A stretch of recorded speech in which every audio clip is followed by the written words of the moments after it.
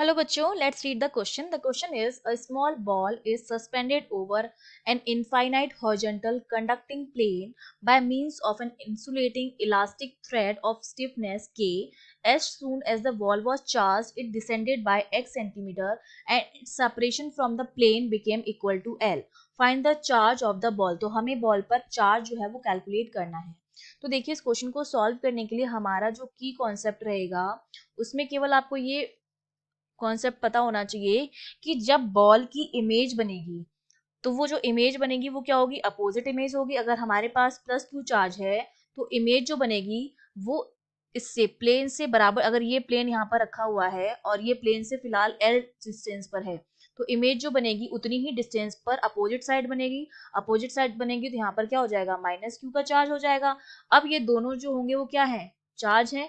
और opposite charge जो होते हैं वो एक दूसरे को क्या करते हैं, अट्रैक्ट करते हैं. तो इनके बीच में क्या लगेगा, अट्रैक्टिव इलेक्ट्रोस्टैटिक फोर्स लगेगा, जो हम किस तरह से देते हैं, के Q1 Q2 अपॉन उनके बीच की डिस्टेंस का स्क्वायर. ठीक है.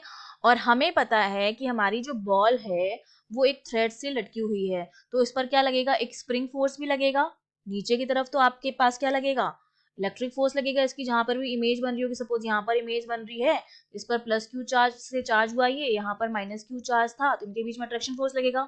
और ऊपर की तरफ क्या लगेगा, स्प्रिंग फोर्स लगेगा, जो इसमें होने वाली डिस्प्लेसमेंट का क्या करेगा, अपोज करेगा. क्योंकि डिस्प्लेसमेंट ये नीचे की तरफ डिसेंड हो रहा है x सेंटीमीटर से, तो ये क्या करेगा, इसको वापस उसी पोजीशन में ले जाना चाहेगा. तो ऊपर की तरफ क्या लगेगा, नीचे की तरफ तो लग रहा है F और इलेक्ट्रोस्टैटिक तो FE नाम दे देते हैं, और ऊपर की तरफ आपका लगेगा स्प्रिंग फोर्स, जिसको मैं FS नाम दे देती हूँ. तो इक्विलिब्रियम की कंडीशन में दोनों एक दूसरे को क्या करेंगे, बैलेंस करेंगे. यही कॉन्सेप्ट हमें यूज करना है. तो देखो सिंपली ये मेरे पास बॉल है, ठीक है, और ये मेरे पास प्लेन है, ठीक है. ये यहाँ से L डिस्टेंस पर है, तो इसकी जो इमेज बनेगी वो भी L डिस्टेंस नीचे बनेगी. इससे L डिस्टेंस पे ये वाली डिस्टेंस भी कितनी हो जाएगी, L हो जाएगी. फिर ये चार्ज हुआ, इस पर अगर प्लस क्यू चार्ज होगा तो इस पर कितना होगा, माइनस क्यू चार्ज होगा. और दोनों के बीच में जब इक्विलिब्रियम की कंडीशन होगी, इक्विलिब्रियम की कंडीशन में दोनों फोर्सेस जो होंगे वो एक दूसरे को क्या करेंगे, बैलेंस करेंगे. तो हमारे पास जो FE होगा वो FS के बराबर हो जाएगा. अब FE की वैल्यू कितनी आ जाएगी, K. दोनों चार्ज सेम है, बस अपोजिट है, तो Q का स्क्वायर हो जाएगा अपॉन डिस्टेंस इनके बीच की कितनी है, L डिस्टेंस ये और L डिस्टेंस ये, टोटल डिस्टेंस इनके बीच की कितनी है, L प्लस L 12 हो जाएगी.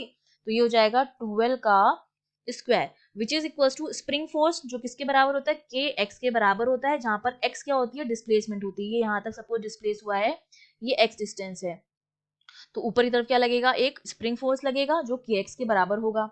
ठीक है, क्योंकि वो डिस्प्लेसमेंट के क्या होता है, प्रोपोर्शनल होता है, but with the opposite sign. तो ये हमारा आ गया यहाँ पर. ठीक है, तो ये वाला के जो है ये अलग कांस्टेंट है, ये अलग कांस्टेंट, तो इस के की जगह हम 1/4 पाई एप्सिलॉन नॉट लिख लेते हैं. ठीक है, तो हो जाएगा 1/4 पाई एप्सिलॉन नॉट क्यू, और 12 का स्क्वायर जो हमारा हो जाएगा वो 4L स्क्वायर हो जाएगा, which is equals to 1 into k x. हमें क्या निकालना है, चार्ज निकालना है.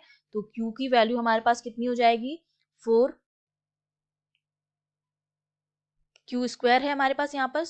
ठीक है, तो क्यू स्क्वायर जो हमारे पास आ जाएगा वो कितना हो जाएगा, 4 pi epsilon not 4L square के एक्स के बराबर हो जाएगा. तो क्यू की जो वैल्यू आ जाएगी तो उसमें क्यू में क्या आ जाएगा, सब कुछ वैल्यू जो होंगी सारी रूट में आ जाएंगी. तो हो जाएगा 4 pi epsilon not 4L square के एक्स. देखो 4 और 4 कॉमन है, 16 हो जाएगा, 16 का 4 आपका बाहर आ जाएगा, L स्क्वायर है तो L बाहर आ जाएगा, बाकी सारी चीजें रूट में रहेंगी. क्या क्या रूट में रहेगा आपके पास, पाई एप्सिलॉन नॉट के एक्स. तो इतना जो चार्ज है वो उस बॉल पर आएगा. ये हमारा क्या हो गया, आंसर हो गया. I hope you understood well. All the best.